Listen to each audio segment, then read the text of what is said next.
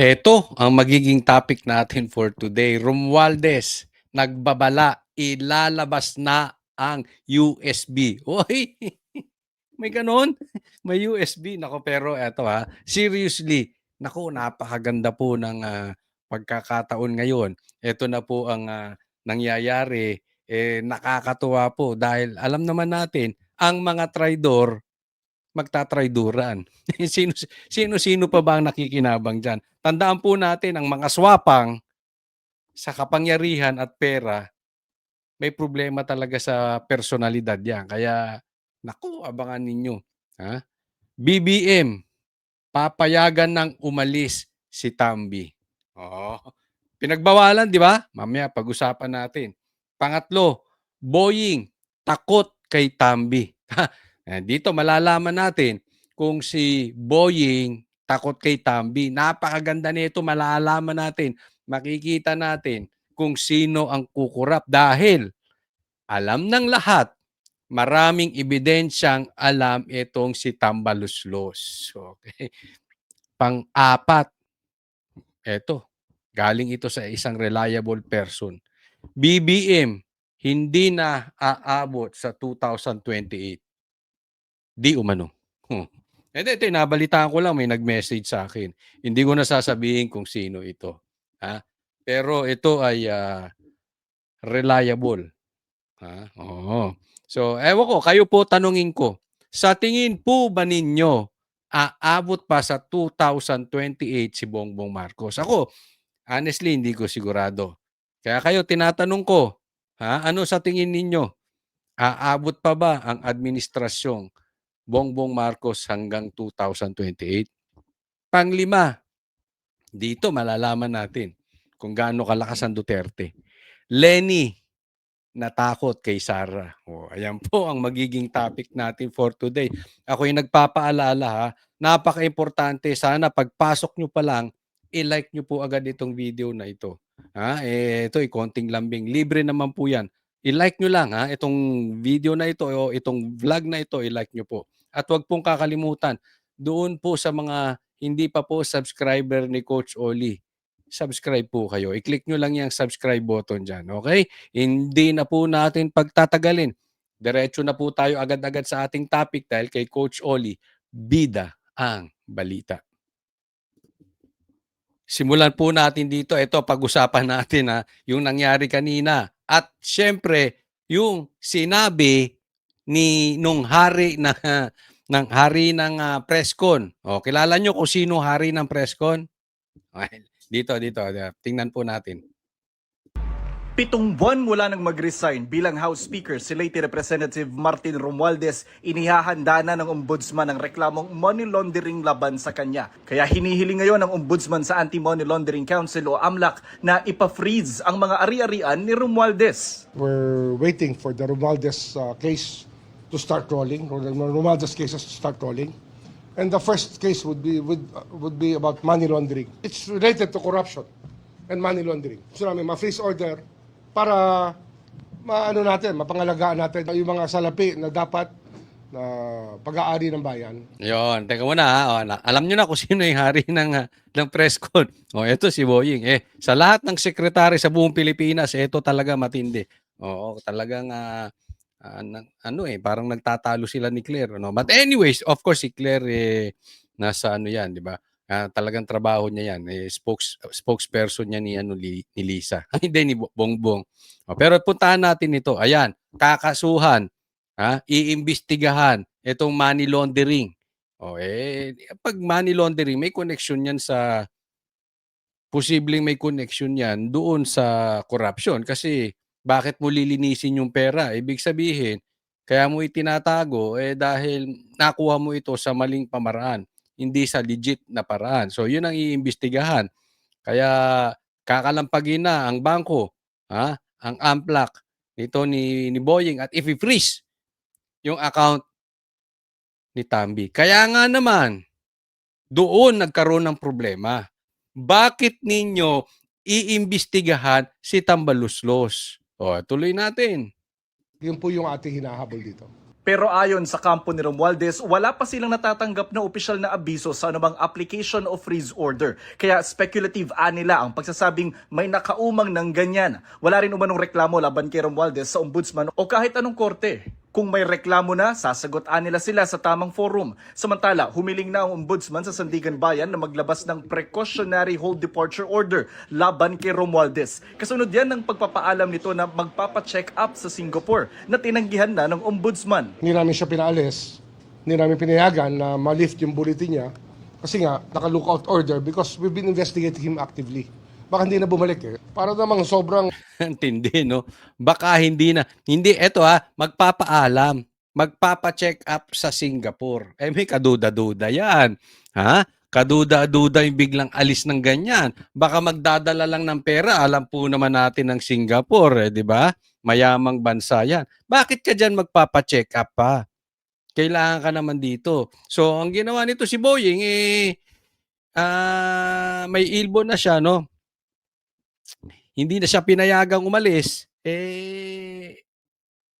parang bata ang ginawa dito kay Tambaluslos. Ha? Iyan po ang kinagalit. Diyan po nagsimula yan. Parang nakapo na ito si Romualdez. Teka muna. Parang ako ang idinidiin dito. Bakit ako? Alam naman natin na ito si Boying ay bata to ni Bongbong Marcos. So ayan na. Ha? Pataasa na sila ng ihi. Ang tawag namin dyan, paanghangan na ng utot. Teka muna, sino ba kayo? Bakit nyo ako pipigilan? Pipigilan nyo ako? Hindi nyo ako paalisin? Magsasalita ako dito, bakit nyo ako pinag-iinitan? Kaya dito yung sinasabi ko sa inyo, dito natin malalaman kung bukas o baka maya-maya lang, magbago ng isip si Bongbong Marcos, paalisin natin si Tambaluslos. Alam natin, maraming hawak na ebidensya si Tambaluslos. Pwede siyang madiin dito. Titingnan natin. Ngayon, dyan din natin malalaman kung tunay na malakas ang rimulya sa Marcos. Tandaan po natin ang laki ng nagamit ng Bongbong Marcos kay Torre. And yet, nung nagkakiskisan si John Vic at saka si Torre tinanggal bilang PNP chief. So ngayon malalaman natin, pag bigla-biglang pinayagan si Tambaluslos makaalis, kumurap ang weak nating presidente. And at the same time, makikita natin na natakot din to si John Vic kasi pwede naman siyang magsalita, di ba? Binigay niya na yan eh. Ala ka namang babawiin niya. Sa bagay, rimulya to. Yung isang rimulya, naalala nyo, nagpaano siya ng t-shirt? Huhulihin yung t-shirt? Yung hindi, yung nakahubad? Nalintikan siya ng media dahil naghahalo ng semento, hinuli. Di sorry siya ngayon. Ngayon, tinanggal niya na yun. Tingnan natin, baka bukas, nagmamadali, nagkukumahog pa. Itong magkaibigang Bongbong Marcos at saka itong si Boying, umatras ang Yagbols at paalisin na si Romualdez. kung incidental na nahuli si Saldico sa Europe, bigla siyang aalis. Gate ng kampo ni Romualdez, hindi ipinagbabawal ng lookout bulletin order ang pag-a-abroad. Nire-require lang nito ang pakikipag-ugnayan sa mga otoridad. Kaya nga kumuha ito ng Travel Authority mula sa liderato ng Kamara na aprobado na mula April 20 hanggang May 4, 2026. Siyempre, aaprubahan niya ng Kamara, hawak mo yan eh. Yun ang punto ng abogado ni Romualdez, ni Tambaluslos. Aprobado to ng ng Kamara. Hawak mo sa leeg dyan. Namimigay ka daw ng pera dyan, sabi ni Chanco eh. Sabi din ng mga 18 Marines eh. Ang daming nakakatanggap dyan ng envelope ng pera. Ang paalam niya para sa long overdue follow-up sa kanyang angioplasty surgery. Sabay tiyak na babalik sa Pilipinas. Pero sa ngayon ay nasa Pilipinas pa siya ayon sa kanyang kampo. Pero mabigat yung surgery na yun hindi biro-biro yun. Although marami namang nakakaligtas diyan, no? Pero anong nangyari sa iyo? Hindi natin alam totoo ba yung ah, ipupunta mo diyan na ikaw ay ooperahan, 'no? Bakit hindi sa Pilipinas? Kaya nga ang daming questions, eh. Iniimbestigahan ka tapos aalis ka, 'di ba? Mamaya tama nga naman si Boying, baka hindi 'to bumalik. At isa pang duda ko diyan, itatakbo pera niyan.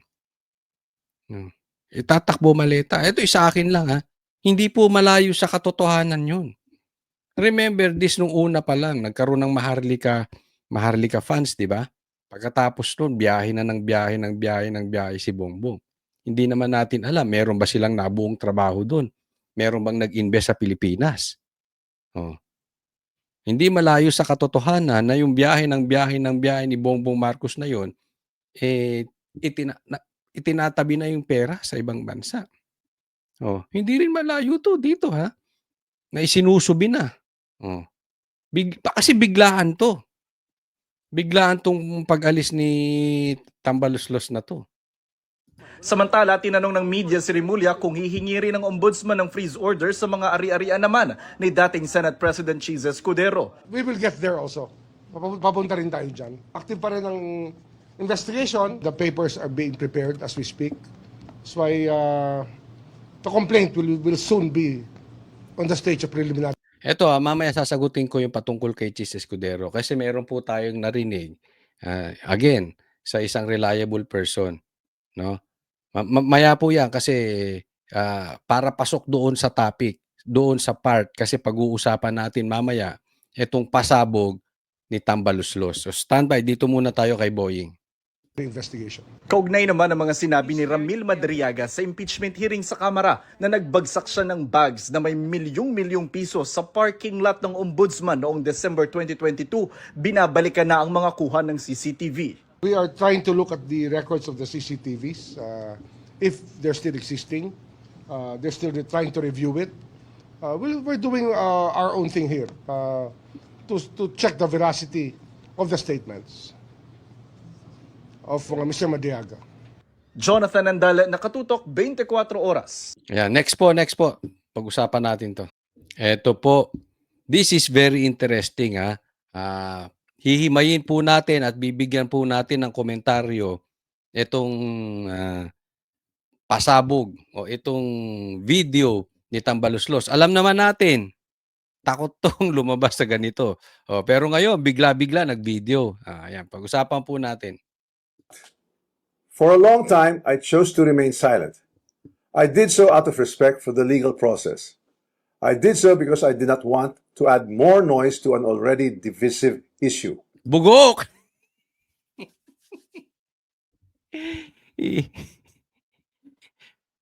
Matagal na panahon na nahimik daw siya. Dati ka ng pipi. Mana ka sa amo mo, sa pinsan mong weak. Parehas kayong weak. Puro lang kayo video, 'di ba? Nahimik daw siya para hindi mag-create ng division. Hindi. Ikaw pa pagka-demonyo ka. You always create division. Ako yan ang paniwala ko. Pagka sa isang grupo na maayos naman at lagi nagki-create ng division, sa demonyo po yan. Ikaw nag-create ng division eh. Ang ayos ng unit team. Bagamat hindi ko sinuportahan si Bongbong, ayaw ko kay Bongbong, maayos yung unit team, pumasok-pasok ka. Ikaw ang kauna-unahang gumiba sa unit team, tapos sasabihin mo, kaya, excuses mo yan, di ba? Ito yung mama na tahimik, tapos hindi pinaalis, ngayon nag-iiyak. Iyakin pala to, hindi lang pinaalis. Siguro ito nung bata, pagka gustong maglakwatsa at hindi pinayagan ng magulang, naglulupasay. Payagan mo na yan, Bongbong Marcos. I did so because I believed that if I cooperated fully, submitted myself to the proper authorities, and answered every question asked of me, the truth would eventually speak for itself. Pero namayat ka. Anong diet mo? Stress ka? Mangangayayat ka sa kulungan. Tandaan nyo, it's taking tick-tock, tick-tock, tick-tock. Ano bakit? Palapit na tayo sa 2028. Himas rehas kayong mga animal pagdating ni Sarah. TikTok, TikTok. Kaya, stress yan eh. Depressed. Kita mo nangayaya to. Baboy yan eh. But there comes a point when silence is no longer prudence. My silence has been abused and weaponized to build a narrative that is false, twisted, and unfair. So let me be clear. I will not keep quiet anymore. I will face this head on, and I will speak with facts because the truth deserves to be heard. Yon. Sinabi mo yan ha. Ha? Tandaan nyo to. Oh, mark my word. Aaraw-arawin kita. Kasi ano sabi niya? Hindi na ako mananahimik. I will face this head on. Pag nanahimik ka, nalagyan ka na naman ng maleta. Pag nanahimik ka, nag-usap kayo ng magpinsan, hati na lang kayo sa korupsyon. Sinabi mo yun, hindi ka na mananahimik. Paalala nyo sa akin ha, sa mga manunood ko, sinabi niya, hindi na siya mananahimik. Tingnan natin. Oh. Baka kasi nananakot lang tong animal na to dahil hindi siya pinaalis. Oh. Napapansin niya na, uy, pambihira. Ako ang ituturo dito ha. Kung ituturo nyo ko, idadamay ko kayong lahat. Oh, kaya magsasalita ako. Pananakot lang. Oh. Kaya wag kami. Maalalahanin ako sa ganyan. Hindi ka na mananahimik ha. Today, I'm taking this opportunity to speak directly to the Filipino people. From the start of this controversy, I have been cooperative. I personally appeared before the proper authorities.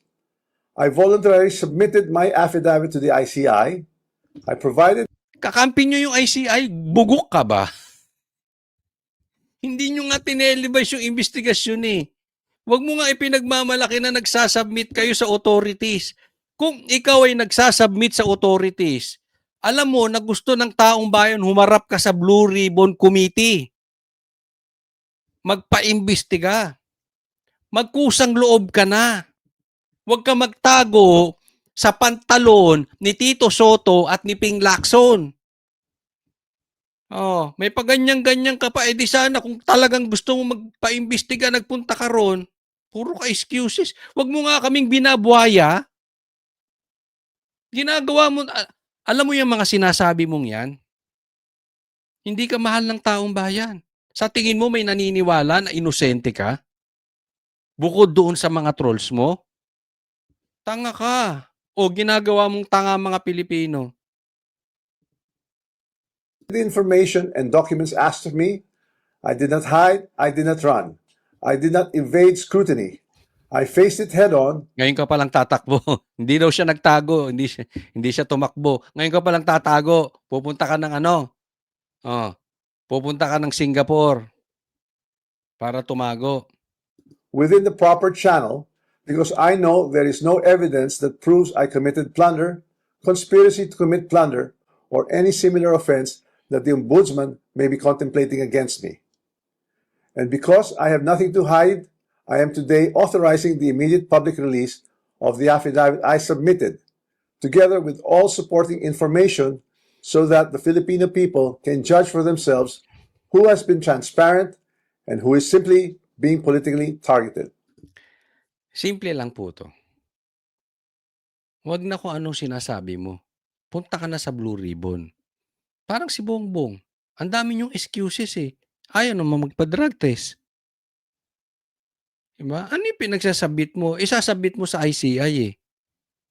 Oh, isasabit mo kung kanino. Diba? Tapos lalagyan nyo doon.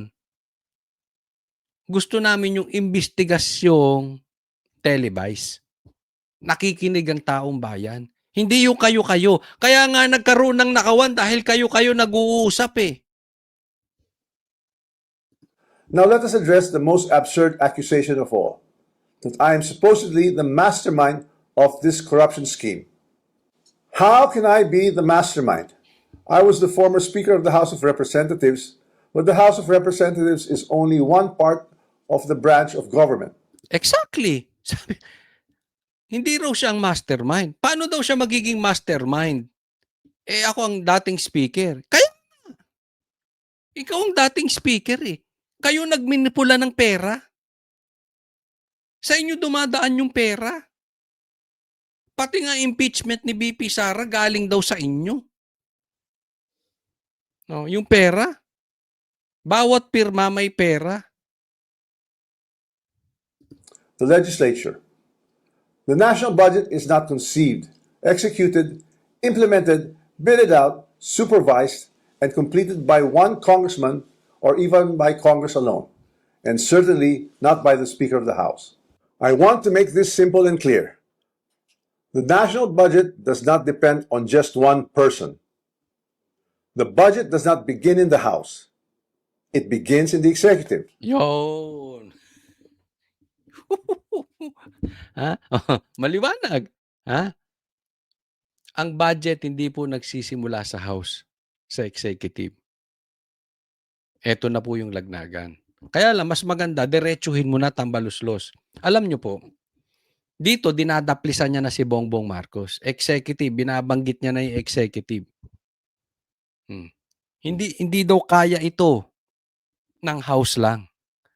At hindi niya lang daw kaya ito. Yung House man lang ay marami pong miyembro. Exactly. Etong ghost projects, ano mo sabi nila diyan? 'Di ba? Sindikato 'yan. Marami 'yan. Lahat 'yang gumagalaw.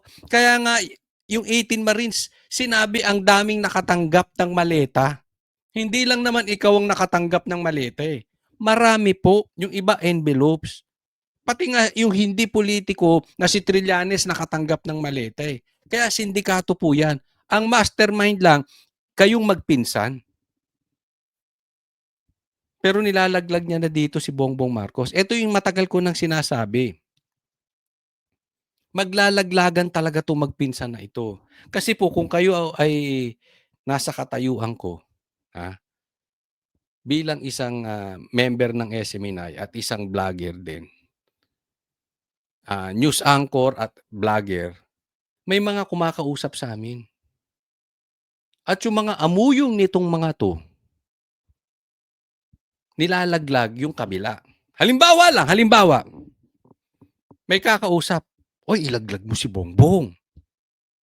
Ilaglag nyo mabuti yan. Diba? Yung kabila naman, oy, ilaglag nyo si Tambaluslos. Ilaglag nyo yan. Sa akin, dati ko namang binabanatan yan. Hindi. Mag-focus kayo kay Bongbong. Yung kabila, mag-focus kayo kay Tambi. Ganyan po ang gawain niya. Hindi po ako nagbibiro sa inyo. Kaya alam ko, matagal na, maglalaglagan tong mga to. It's just a matter of time. Kasi yung sundalo pa lang nilang naglalaglagan. Pero darating at darating din dun sa pinuno. Nakukuha nyo po. Hindi naman pwedeng naglalaglagan sa ilalim. Walang go signal sila. O, pansinin nyo, may politiko na binabanatan si Tambi. Pero sasabing inosente si Bongbong. Di ba may mga ganyan?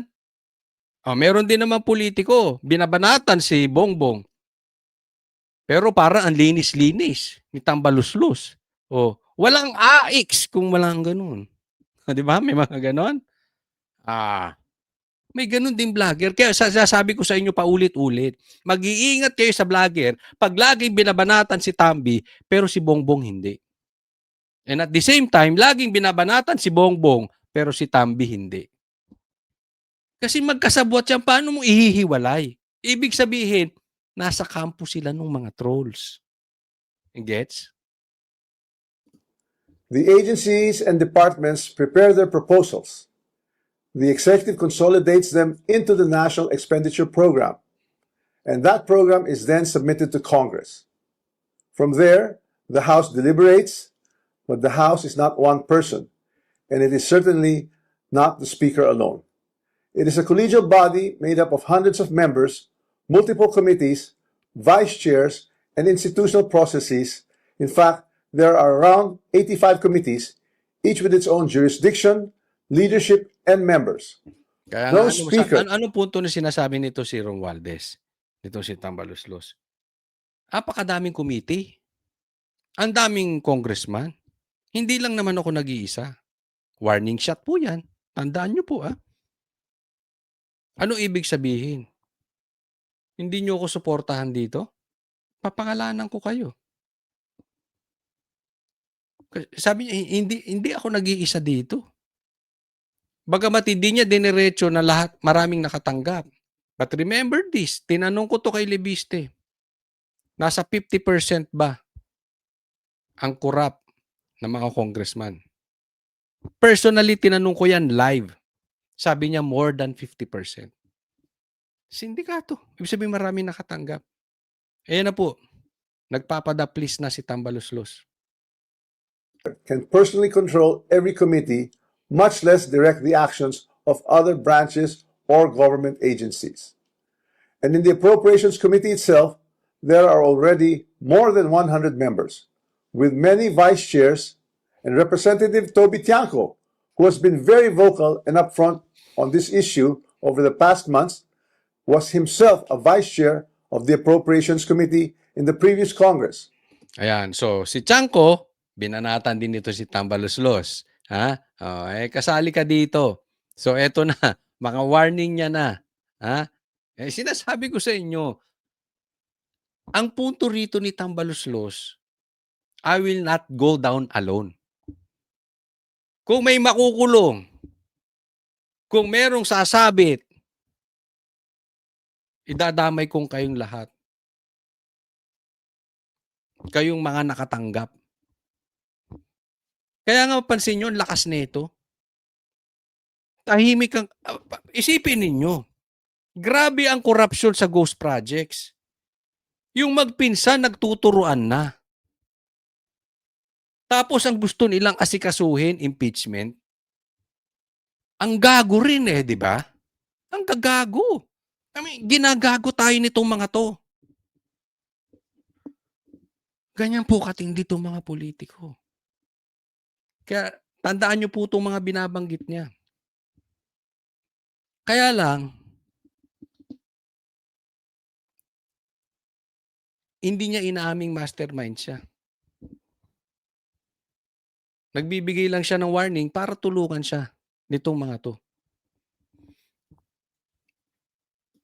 So I have to ask, if there were real concerns about irregularities in the budget process, why were these not formally raised during the deliberations or even during the plenary? Ayun, nabanggit niya si Tiangco. Gusto ko ma-interview ulit si Tiangco. Kasi na-interview namin sa SMNI yan eh. Talagang idinidiin niya to si Tamba. The budget deliberation does not stop in the House. The Senate also conducts its own deliberations, reviews its own version, and plays its own role in shaping the final budget, and it is not a bystander. It is an active constitutional participant in this process. After that, the House and the Senate reconcile their versions in the bicameral conference committee. Only then is the final bill transmitted to the President for approval or veto. So let us be honest about what becomes law. The national budget is not the act of one person or one chamber. It is the product of a constitutional chain involving the executive, the House, and the Senate. Yo, so damay-damay na. Ha?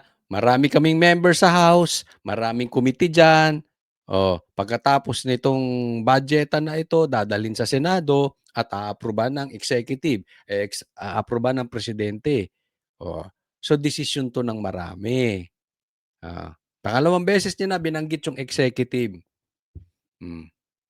Kung ako sa iyo, eto, kung may mga papasok dito na mga trolls ni Tambaluslos, sabihin nyo dito sa amo ninyo, unahan na si Bongbong Marcos. Ilaglag niya na. Kasi nilalaglag na siya eh. Di ba? Hindi siya pinaalis ni Bongbong. Plano pang i-freeze ang kanyang account. Sayang yung yaman mo. Saan mo dadalhin yung maleta? Kung i-freeze din yung account mo, di ba? So, unahan niya na. Kaya lang, siyempre, hindi to hahayaan ng mga trolls na maglaglagan yung dalawa, aayusin ba? Mawawalan sila ng kita. Pag naglaglagan yung dalawa, tapos sila. This is something I want the public to understand. The budget process is collective, multi-layered, and shared. Accountability must apply to everyone involved, not selectively assigned after the fact, and certainly not when it becomes politically useful. If corruption were to occur in a magnitude made known to us over the past months, then it's clear that the real corruption does not happen at the level of the general legislative approval alone. It happens at the level of execution of the General Appropriations Act. It happens when projects are implemented. It happens where projects are actually implemented, where procurement is undertaken, where monetary disbursements are actually made. And it happens when substandard projects are passed off as legitimate or when ghost projects are made to appear real. That is why command responsibility is far more logically relevant in the executive branch, where there is actually supervision, operational control, and implementation on the ground, than in the collegial legislative body, where constitutional role is deliberation and appropriation. Yun, niyari na. Niyari ka na, Bongbong Marcos. So ano sinasabi niya? Hindi po sa House nangyayari yan. Yung nakawan. Kasi kung merong mga nakawang talagang malaki, parang sinasabi kasi nagparinig to si Bongbong Marcos dati, di ba? Mahiya naman kayo dahil nuknukan na daw talaga ang laki ng nakawan sa flood control. Ang sinasabi ni Tambi, kung talagang malaki nga, ganung kalaki, ganung magnitude ang nakawan, hindi po yan nangyayari dito sa House. Nangyayari po yan sa execution, sa pagpapatupad ng mga proyekto. Ha? Sa madaling salita, ang sinasabi niya, sino bang nagpapatupad niyan? Nasa executive department yan. Na kay Bongbong yan. Ako, iniyari ka na ng husto, Bongbong Marcos. Wala dito yan. Ha? Congress does not build flood control projects. Congress does not conduct procurement. Congress does not inspect whether a project was actually completed. Congress does not certify whether the work done was substandard or not. Yon, sinasabi niya, marami sa excuses, hindi kami nag-supervise niyan, hindi kami kung substandard yung project, hindi sa amin yung proyekto na yan. So, sa madaling salita, ini-excuse niya yung Congress. Hindi po yun ang issue. Ang issue dito, dumaan sa inyo yung pera, nabigyan kayo ng maleta, tapos ipapasa ninyo para gumawa ng proyekto. Sa madaling salita, bago pa dumating sa mga kontraktor, tas-tas na. Kumimisyon na kayo. Yan ang sinasabi. Grabe ang komisyon. Halimbawa, ang halaga ng isang tulay o isang flood control. Halimbawa, ipapagawa mo sa akin ang halaga niyan. Kung walang dayaan, 500 million. Bago makarating sa akin, 50 million na lang. Kasi kayo sa ibabaw, di umano ay naghatian na ng todo-todo. Yan po yung sinasabi. Kaya nga merong pasabog yung maleta na napunta sa inyo. So sa madaling salita, oo, wala. Baka posibleng wala kayong alam bakit hindi natapos yung proyekto o bakit ghost projects. Anong gagawin ng kontraktor? Mamajikin niya yung halagang 500 million halimbawa na tulay o flood control, bibigyan mo ako ng budget na 50 million. Anong gagawin ko? As contractor, hindi ko nasisimulan. O kung simulan ko, hindi ko tatapusin. Bakit? Saan ako kukuha ng pera? Naintindihan? Ang issue dito kasi, yung mga komisyon. Mga commissioner kayo, di umano. So if the allegation is that there was a systemic corruption in flood control implementation, then the public should ask the obvious question: where does implementation actually happen? Executive. Definitely not in the session hall of the House of Representatives. Here's the simplest way to test that theory that I am the mastermind of this scheme. If I were truly involved in a fraudulent scheme of this nature, then the first place one would expect to see that pattern would be in my own district, in the projects most easily associated with me. You would have seen it in Tacloban, but I say this with absolute certainty. You won't see it in my district, my district has 0 ghost and 0 substandard flood control projects. Ayan, magantay ka lang, pupuntahan ka namin dyan. Pupuntahan namin yan Tacloban. Nga, pag-usapan namin, puntahan namin yung Tacloban na yan. Oh, pinagmamalaki niya, walang ghost projects doon. 'Di ba? Pero ito 'yun. 'Di ba anong sinasabi nila? Ang pinakamalaking insertions kayo ni Sandro. Kayo ang maraming nakuha patungkol dito sa flood control. Oh, siguro baka may nagawa kayo. Pero sa liit ng inyong siyudad, sa kakaunting tao, bakit ang pinakamalaking may nakuha ay kayong dalawang magtsuhin? Ikaw at saka si Sandro. Di umano. Yan yung sabi, di ba? Naibalita natin yun dito. Lumabas po yan sa balita. Hindi po tayo naggagawa-gawa dito ng kalokohan, ha? Binalita po sa mainstream media yan. At alam ko, doon sa matagal na nakikinig sa akin, alam nyo na na-vlog ko yan. 0. And that is verifiable. To prove this point, I'm authorizing my staff to share and release to the public the list of all the projects in my district that the authorities may deem attributable to me. Let the public scrutinize and verify for themselves. As I already mentioned, corruption of this scale is not a one-man operation. It requires two things: budget decisions and implementation on the ground. With respect to how the budget was deliberated in Congress, let me say this categorically.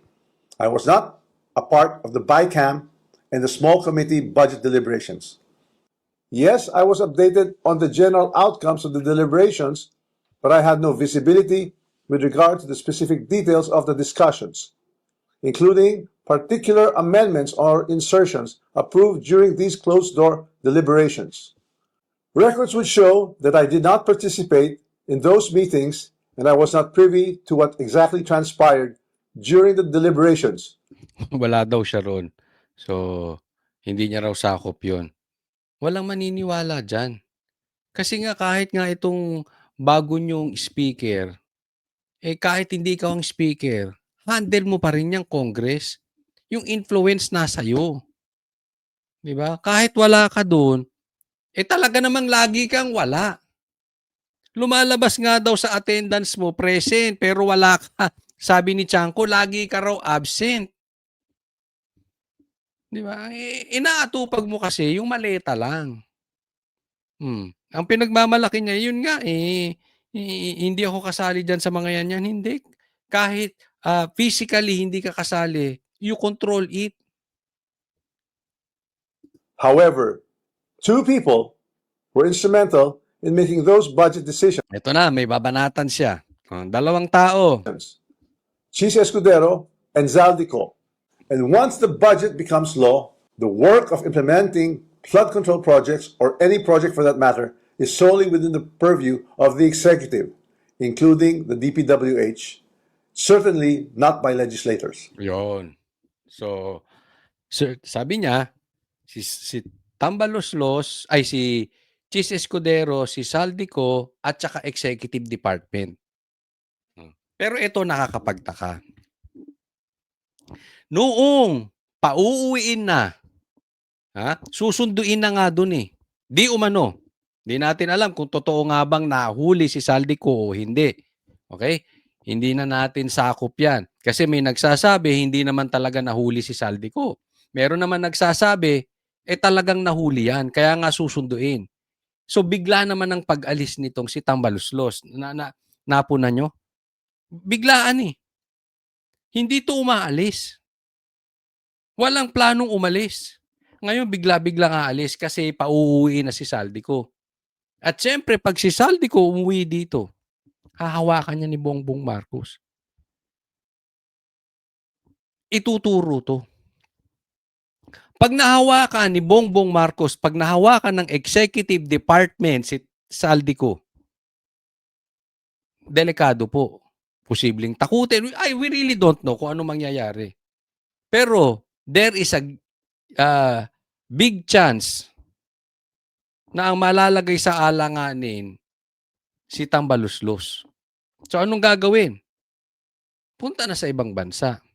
Posibleng hindi umuwi. Baka nga hindi na ito umuwi. Hindi po ako nagsabi niyan, si Boying mismo. Kaya hindi niya pinaalis. At ako'y naniniwala, posibleng tumatakas na 'to.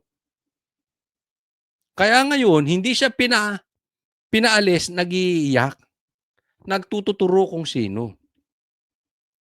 Ngayon, itinuturo niya si Chis Escudero, si Saldico at saka si ang presidente. Tapos siya inosente. Ang gago, no? Paano makakagalaw ang isang Saldico? Party list. Sino ba yan si Saldico? Ang daming ninakaw? Walang approval? Hindi mo alam? Magtiyuhin kayo dyan sa Congress? Ano ka, inutil? Ano ka, baldado? Ano ka, tanga? Ano ka, gago? Hindi ako naniniwala na inutil ka. Kasi ang isang tao na katulad mo na ambisyoso, greedy sa kapangyarihan, greedy sa pera, hindi ka inutil. Alam mo yung ginagawa ni Saldico at meron ka ring parte. Kaya nga ginulo mo, di ba, ang unit team? Kasi may ambisyon ka. Kaya nga pinasok mo yung PI na yan. Dahil gusto mong palitan. Di umano ang batas para ikaw ang uupong Prime Minister. Sinabi po nila Pangulong Duterte yan. Hinarang nila yan eh. Di ba? Hinarang yan nila Atty. Vic, yung PI mo. Kasi nga ambisyoso ka. Tapos bigla kang naging tanga, naisahan ka ni Saldico. Tapos ituturo mo si Chis. Ako hindi naniniwala na etong si Chis, talagang isa sa mga mastermind. Ito ginagawa niya mastermind eh. Nagtuturo na lang siya. Alam niyo kung bakit? Si Chis ang unang may lakas ng loob na binuksan ang usapin sa Senate ng pangalan ni Tambaluslos. Anong sabi niya? Nag-privilege speech siya doon. The name that cannot be mentioned. Si Tambaluslos. Siya ang may hawak talaga niyang mga insertions na yan. Sa madaling salita, yung nakawan dyan, yung maleta dyan, si Tambaluslos yan. Si Chis ang unang nagbukas. Kaya galit kay Chis to eh. Galit din siya kay Chis kasi hindi pina-impeach si Sara. Ang sabi forthwith, hindi pinayagan ni Chis. Kaya galit na galit to si Tambaluslos. Alam naman nating lahat yan. Kaya last year, di ba, hindi pumasa sa impeachment ni hindi nga nasimula ng impeachment sa Senado. Dahil ang sabi, hindi hinayaan ni Chis. Kaya galit tong mama na ito. Naintindihan nyo na? Pinangalanan pa ako ni Chis, hinarang pa niya yung impeachment na ginastusan ko bawat pirma. Yung impeachment kung kanino ako galit. So kaya to nagtuturo. Si Saldico, sino ba ang itinuturo? Di ba si Tambaluslos? At saka si Marcos? Hindi naman nabanggit si Chis eh. Hindi po sa kinakampihan natin si Chis. Hindi ko alam kung nakatanggap siya or hindi. But definitely, hindi siya mastermind. At pinag-iinitan. Tandaan ninyo, hindi lahat ng tinuturo may kasalanan. Si Sara, sino bang nakasala ngayon sa impeachment? Si PRRD, nakakulong. Si Pastor Kibuloy, nakakulong. Kayo, laya kayo. Kaya nga itong mga to, dinadivert. Sino bang itinuro? Ano bang sinabi ni Sara? Dalawa lang ang may hawak ng budget ng Pilipinas. Sumushoot 'di ba sa pangyayari? Sumushoot. Sino may hawak ng budget ng Pilipinas? Si Saldico at saka si Tambaluslos. Kaya nung nagsalita si Saldico, may credibility. Bakit? Isa siya doon sa nagmamanipula ng pera. At alam niya kung kanino niya binibigay yung pera. Di ba nagko-connect lahat? Hindi naman yan kinuha lang sa hangin eh. Hindi naman yan basta nagturo. Kumukonek lahat. I understand the anger of the public. The Filipino people have every right to be angry because stolen public funds are taxes derived from hard-earned money. I'm not asking the public to look away. I'm asking everyone to look where the evidence points, not where it is politically convenient or politically motivated. Ikaw nga tinuturo ng ebidensya. Sasabi niya, hindi ko sinasabing talikuran niyo yung yung flood control scandal. Pero tingnan niyo yung ebidensya, hindi yung politika. Ikaw ang tinuturo. Ikaw at saka si Bongbong Marcos ang tinuturo ng ebidensya. Tanga na lang hindi maniniwala doon. Kasi kung ikaw hindi ka guilty at tinuturo ka na ng ebidensya, halimbawa ako hindi ako guilty. Ako'y congressman. At sinasabihan na nabigyan ako ng maleta, pupunta akong Blue Ribbon. Lilinisin ko yung pangalan ko doon live eh. So I ask the Ombudsman and the public these questions. Who has been named in sworn testimonies and affidavits? Ikaw tsaka si Bongbong Marcos, kayo napangalanan. Tatanong mo pa. Whose name actually appear in credible accounts made under oath? If there are sworn accounts pointing to other personalities across the chain, whether in budget deliberations or in implementation, then those leads must be pursued with the same seriousness and the same urgency. Accountability cannot be selective. For months, I chose silence because I believe in our legal system and in the rule of law. But my silence is now being exploited with politically engineered and fabricated narratives. What's even more disturbing, and this is something that cannot be ignored, is that there are emerging indications that certain sectors are attempting to weaponize individuals, including Zaldico, to construct a narrative that serves their own interests. So when the legal processes is being used against me as a political demolition job, then I will have no choice but to defend myself. And I will defend myself fully. I will not allow myself to be turned into the scapegoat so that others who are actually accountable can walk away clean. If this is a political play to push me out and close the story, tarnishing my name and my reputation, then I'm telling everyone now, I will not go quietly and I will not go alone. So parang inamin niya na, hindi ako mananahimik at hindi ako babagsak mag-isa. Idadamay ko kayo. Kung gagawin nyo tong political circus. Of all people, sa kanya pagaling. Akala mo ba yung sinasabi mong yan? Ni hindi ka nga nagpa-interview eh. Dapat hindi ganyan. Di ba? Hayaan mo magtanong kung hindi ka guilty. Hayaan mo magtanong ang mga reporters. Magpa-press con ka. Sasabihin mo pa kung asan ang ebidensya. Lahat po ng ebidensya patungo na sa inyo.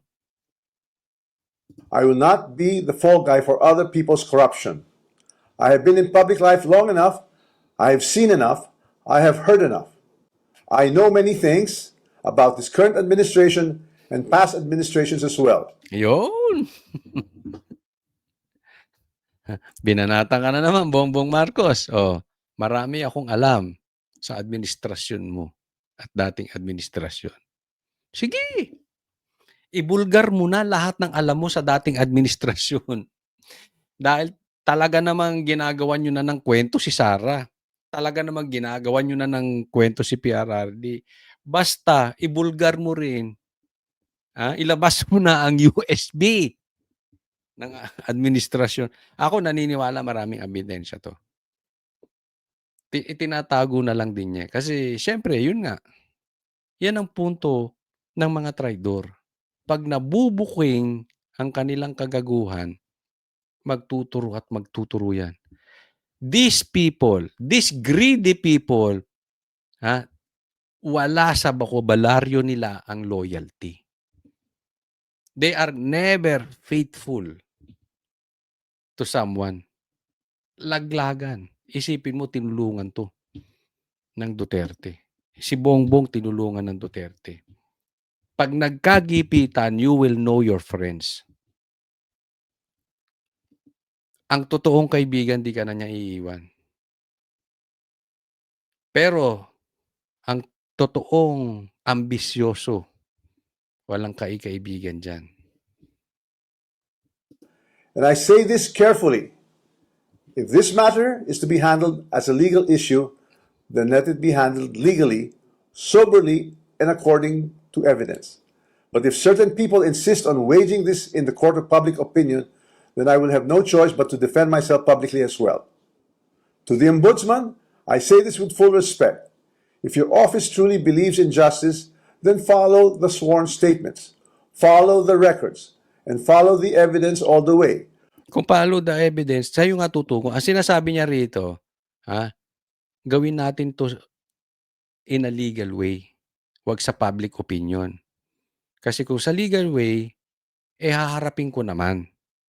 Pero kung pipilitin ninyo ako na sa public opinion, magsasalita din ako. 'Wag na. 'Wag ng legal way. This is out in the open. People are asking for answers. People are waiting na merong manindigan. Kasi kung wala kang kasalanan talaga, malakas ang loob mo manindigan. At magsalita publicly, hindi yung ganyan. Ganyan ang ginawa ninyo sa ICI. Nagpaimbestiga kayo, wala namang nakaalam. May nangyari ba? Wala. Kaya galit ang taong bayan. The more mong itago yan, tambaluslos. Walang maniniwala talaga. Kaya it's out in the open. Discuss mo na yan. Openly sa publiko. Baka maunahan ka pa ni Bongbong Marcos. And remember this, bilis-bilisan mo. Because the clock is ticking. Palapit tayo sa 2028. Oh. Do not stop where it is politically convenient. Do not settle for the easiest headline. Do not confuse public pressure with prosecutorial duty. What I ask of the Office of the Ombudsman is simple. Follow the rule of law and due process. This is a serious matter and it should be handled with seriousness, not with haste, theatrics, or shortcuts. I am ready and willing to respond to every allegation in the proper forum, through the proper pleadings, motions, and submissions that the law allows. And to those who think they can throw me under the bus to save themselves, this is what I have to say to you. I am ready to defend my name. My silence should not be mistaken for weakness, ignorance, or fear. I know enough to defend myself, and if I am forced to do so in public, I will. Maraming salamat po. So nakikita po natin dito, obviously, nagbibigay na siya ng warning doon sa kanyang mga tumuturo sa kanya. Pag ipapagpatuloy ninyo ang pagturo sa akin, idadamay ko kayo. And let's see kung paano magre-react dito ang Malacanang. Sabi ko nga sa inyo, pag bukas makalawa, pinayagan na itong umalis at nanahimik na ang Malacanang dito. Confirm. Guilty si Bongbong Marcos. Although, I honestly believe si Bongbong Marcos at itong si Tambaloslos ay mastermind. Pero lalo mas pinatibay doon sa mga tao na hindi pa totally convinced na guilty si Bongbong. Pero kung bigla itong pinayagan, mas maraming maniniwala na si Bongbong ang mastermind. Kasi natakot siya. talagang papangalanan na siya, eh. Talagang maglalabas na ng ebidensya 'to si ano, do'n sa speech niya, ito ay warning na maglalabas na ako ng ebidensya. Marami akong alam tungkol sa inyo. Kaya kung bukas, makalawa, payagan na ito or manahimik ang Malacanang, tapos tumiklop si Boying at pumunta na naman sa ibang topic, hindi na 'to pinag-usapan. Kasi malaki masyado ang binanggit nito si Romualdez.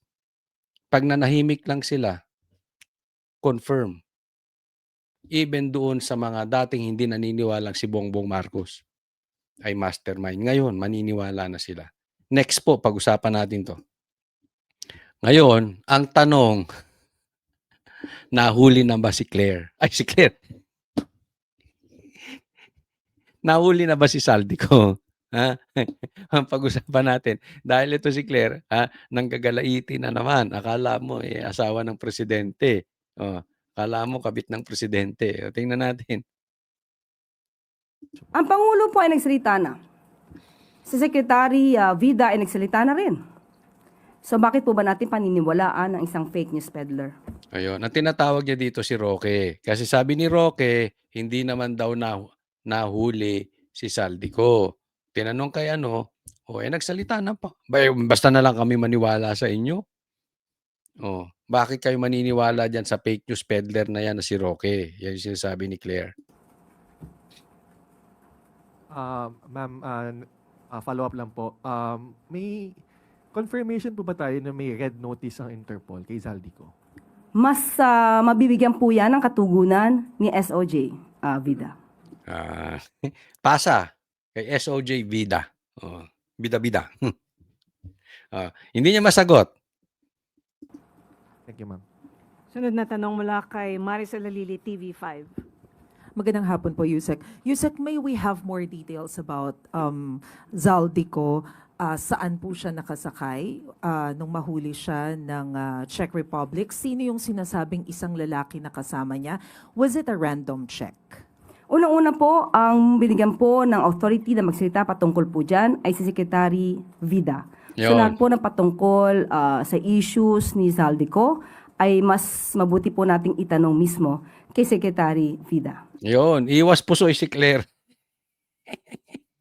Hindi na may interview si SOJ Vida kasi papunta na doon, 'di ba? Sabi niyo susunduin. Niloloko niyo. Oh, sa madaling salita, iwas puso siya. Tinatanong yung detalye nung pagkakahuli kay Saldico, wala siyang masagot, ipinapasa niya. Oh, tanungin mo siya patungkol kay Duterte, maraming alam 'yan. Baka pati kulay ng brief ni Baste alam 'yan. Tanungin mo Duterte. Pero tanungin mo doon sa mga patungkol kay Bongbong o doon sa mga balita ni Bongbong, walang alam. Wala. Tigil nyo na yung press con na yun. Ba't nag-press con pa kayo? Eh di sana si Bida na lang nag-press con, hindi ka na lang pumasok. Wala ka rin palang alam. Wala rin palang sustansya yung tinayo-tayo mo dyan. But with all the disinformation circulating right now, may we know how come wala pa pong inilalabas na photos and videos of Zaldico? Kasi mayroon pong ibang country na involved. So maingat po ang gobyerno sa pagbibigay ng anumang anunsyo.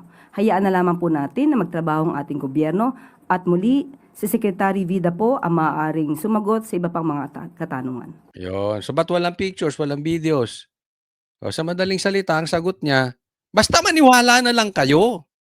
Hayaan nyo na lang ang gobyerno magtrabaho. Tanong kayo ng tanong. Hindi lang niya madiretso pero gano'n. Basta maniwala kayo, sinabi yan ng Pangulo. Tapos. Tingin niya ata sa Pilipino, robot. Basta nagsalita si Bongbong,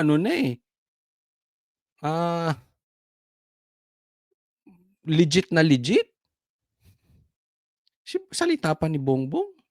Last na lang, Yusek. Pero as we speak, ano po yung status ni Zaldico? Considered ba siya na arrested? Nakadetain po ba siya? Ako nasasagot. Mukhang yun din ang sagot ni Claire.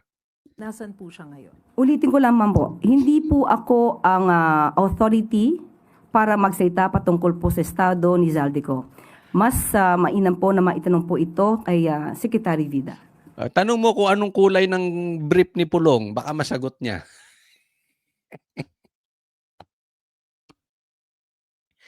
Walang silbi.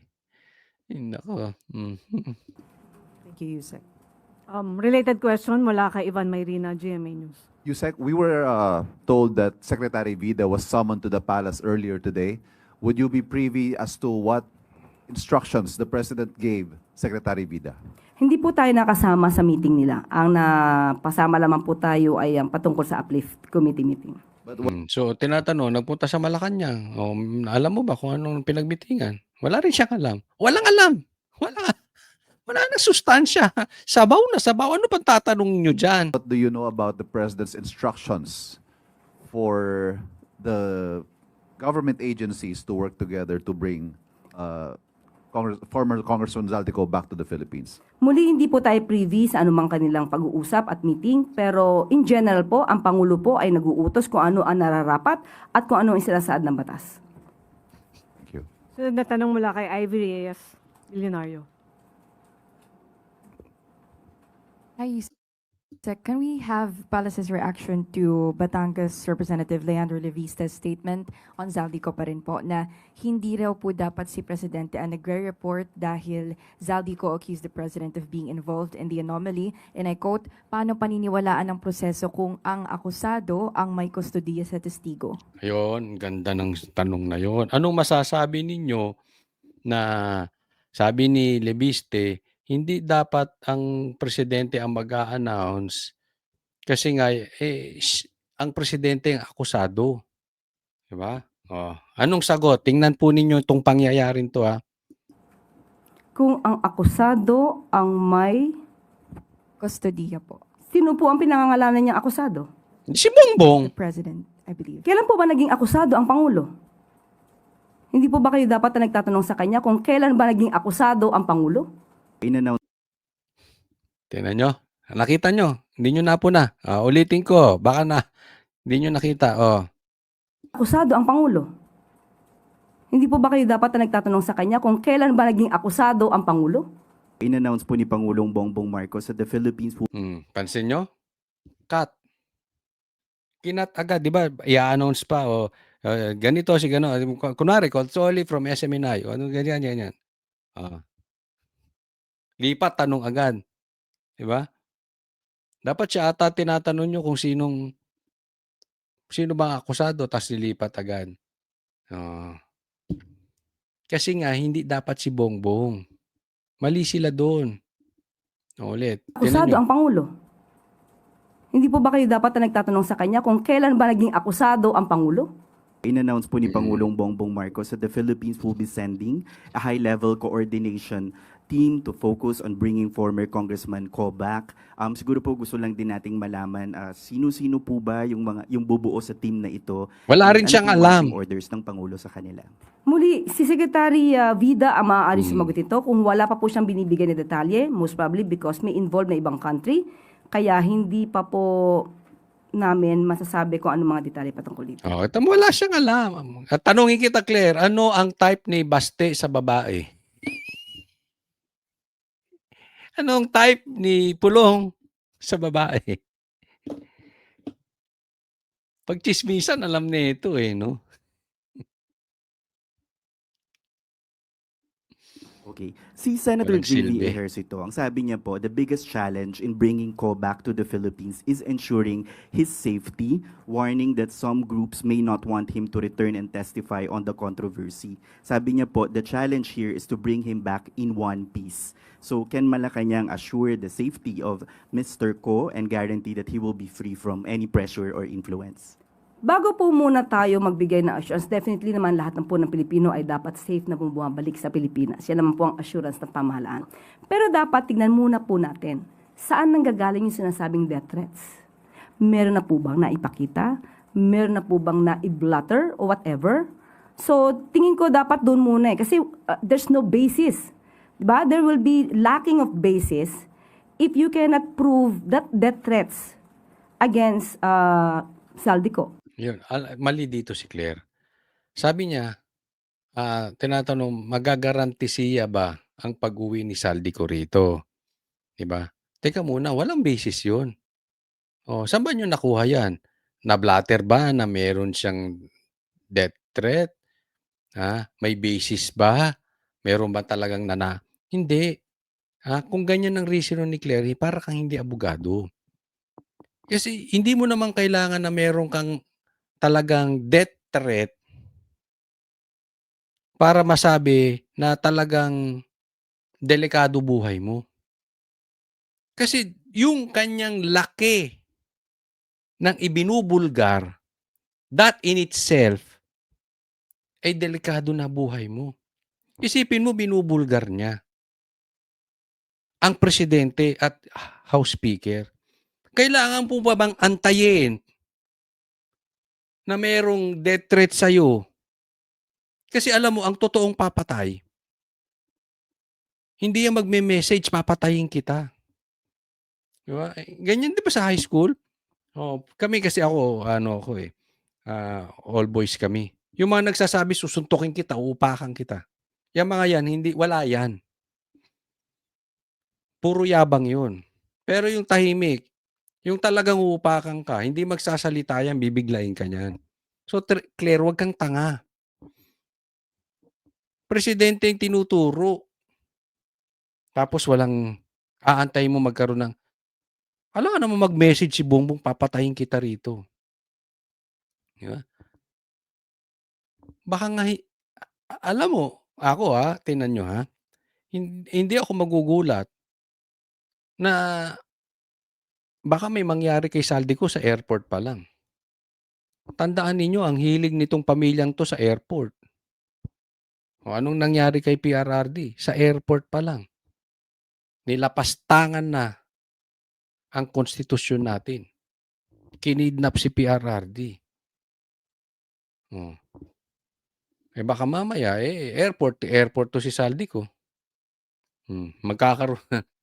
Saldico International Airport. Papangalanan na naman. Nako. So dapat doon tayo mag-start. May death threats nga ba? Kasi how can you assure somebody na hindi ka mapapariwara pagbalik mo sa Pilipinas kung wala naman death threats? But nevertheless, the government will always assure the safety and that the needed protection to be given to Saldico. Pero ako sa tingin ko posible rin dahil na talagang nahuli si Saldico. Okay? Hindi ko sinasabing for a fact, but it's possible kasi yung pagtakbo ni itong pagtakbo ni Tambaluslos, di ba? Papuntang Singapore, masyado yung timing. Kaduda-duda po. Di ba? Hindi natin alam kung dadalhin na yung pera doon, magtatago na siya. O baka mamaya pagkatapunta sa Singapore, dumiretso na rin i-meet si Saldico. We do not know. Diba? Mag-usap na lang sila para i-pin down si Bongbong Marcos na kinatakutan naman ni Bongbong Marcos. Everything is possible. Diba? But definitely, yung sinabi ko sa inyo na possibility, talaga namang malaki ang porsyento niyan. Dahil nga, itong timing ng pag-alis ni Tambaluslos. Next topic po tayo. Pag-usapan natin ng kaunti ito, dahil si Lenny nagpa-interview. Okay? At sinabi niya na, hindi ako tatakbo sa national. Pang-local lang siya. So, tatakbo siya ulit na mayor sa Naga. Okay, so tingnan natin anong reaksyon ng mga kakamping niya. Ito. Ang expert ng propaganda. Nagabi po Sir Ronald dun sa lahat. Tingin niyo po ba ay tingin niyo gabi, G. Yes sir. Tingin niyo po ba ay final na at wala na talaga magpapabago sa desisyon ni Mayor Lenny sa kanyang desisyon po na wag tumakbong pangulo? Well, una, 2 taon pa, Jiggy, bago yung May 2028 elections. No? Ikalawa, ay hindi naman nakakagulat yung interview ni former Vice President Lenny Robredo dahil narinig na siya sa several interviews on the same topic na sinabi niya na hindi siya tatakbo. Ikatlo, ang mahalaga rin kung saan siya in-interview. Ito kasi ay in-interview siya sa isang local teleradyo channel na basically ang audience niya ay mga tiga-Naga. Parang ang sagwa naman, isang taon ka pa lang bilang mayor, ay bigla ka na magsasabi na iiwanan mo na yung syudad kung saan ikaw ay binoto bilang mayor. No? Kaya kung makikita mo yung difference dun sa interview niya 2 weeks ago kay Bernadette Zambrano on national television, medyo iba yung kanyang tono. So sa madaling salita, umaasa pa to si Lamas. Kay Risa, umaasa ka pa? Uy. Umaasa pa siya na tatakbo si Lenny. Kasi bakit? Malayo pa naman ng 2028. Pangalawa, siyempre, in-interview siya ng local eh. So, nakakahiya naman na sasabihin niya, tatakbo siya ng nasyonal. Iiwan na agad. No? So, kikita natin na si Lenny natakot kay Sara. Ganyan po talaga kalakas. Alam naman kasi ni Lenny, hindi siya mananalo eh. Unless gusto mong kumita, takbo ka, kahit alam mong matatalo ka, kunin mo na lang yung mga kontribusyon ng mga politiko, and then go your way. Kaya lang, medyo nakakahiya na yan. Di ba? Isipin mo, pangalawang takbo mo na, talo ka ng talo. Hindi ka ba nakakapunan na? Oh. Talo ka kay Bongbong. Tapos matatalo ka na naman kay Duterte. Lahat na ng kulay, tinalo ka. Saan ka pa susuot? Puro kahihiyan yun. Siguro iniisip niya yun. Bagaman ang sabi rin niya na hindi siya interesado, medyo open-ended yung kanyang sinabi tungkol sa pagtakbo. Kaya marami pang posibleng mangyari, Jiggy, dahil 2 years pa from now. Apo, at sa ngayon ho ba, anong nakikita nyo sa oposisyon? Sila ba'y nag-organize pa rin o medyo may forma na po? Tingin ko merong prosesong dinadaanan yung pink-yellow opposition, no? Yung tawag nila ay tunay na democratic opposition. Pink-yellow, paano kayo naging oposisyon? Gusto nyo makitandem kay Bongbong? Diyan pa lang fake news ka na, Lamas. Dinadaanan sila ng proseso para mamili ng isang standard bearer. No? At saka ang alam ko, later this year ay mag-a-announce sila. Whether that will be Risa Hontiveros. Talaga naman si Lamas. Umasa pa kay Risa. Feel naman niya. Feel naman niya. Umaasa siya kay Lenny. Umaasa pa siya kay Risa. Di ba? Pathetic. I mean, kakaawa, no? Nafe-feel nyo yung pagka-desperate nitong mga to? Makino, or kung mag-o-open si Mayor Lenny Robredo, ay pwede siyang makasama dyan sa unifying candidate ng tawag natin na mga Pink Lawan Democratic Opposition. Hindi na Pink Lawan. Democratic Opposition daw? Pink Lawan Democratic Opposition. Una, hindi kayo opposition. Pangalawa, hindi kayo Pink Lawan. Sa 2028, sigurado ako, Pulawan kayo. Pulawan, Kain, Suka, Democratic Party. Kasi magsasama kayo ng Marcos eh. So, paano naging oposisyon? So, Dilaw, Pulawan, Kain, Suka Party. Yan nga, no? Kung sa tingin nyo po, halimbawa lang, hindi talaga si Mayor Lenny kumasa sa pagkapangulo, nabanggit nyo Bam or Risa Hontiveros, may iba pa po ba mga pangalan kayong nakikita? For now, yung dalawa lang, no? At syempre, mahalaga kung sino yung i-endorse ni Mayor Lenny Robredo. Siguro isa rin sa hinihintayan ng mga ibang observers kung mag-endorse siya. Dahil pag nag-endorse siya, baka malamang yung sinasabi niyang hindi na siya tatakbo ay mas natuldukan na. Ngayon kasi wala pa siyang sinasabi na i-endorse, no? Siguro dahil maaga pa or baka dahil may proseso pang dinadaanan, sabi ko nga. Pero kung siya Pero titignan mo, nipis nung lineup nila, no? Lenny, Bam Aquino, and Risa. Kahit patakbuhin mo yung tatlong yan at pagsamasamahin mo yung boto, hindi aabot sa kalahati ni Sara eh. Ganun po kalupit yan. Ganun po kababaw yung lineup nila. Wala talaga. Wala na silang mahihita. They are over. Kung ako sa inyo, planuhin nyo na lang. Kumita kayo nitong election. Kunin nyo yung contribution ng pamahalaan, contribution ng mga negosyante, ayos na kayo. ay nag-endorse na ng unifying candidate ng Democratic pink-yellow opposition, then posibleng lumipat doon sa kanyang i-endorse yung mga supporters niya na hindi naman insignificant if you look back at the 2022 election.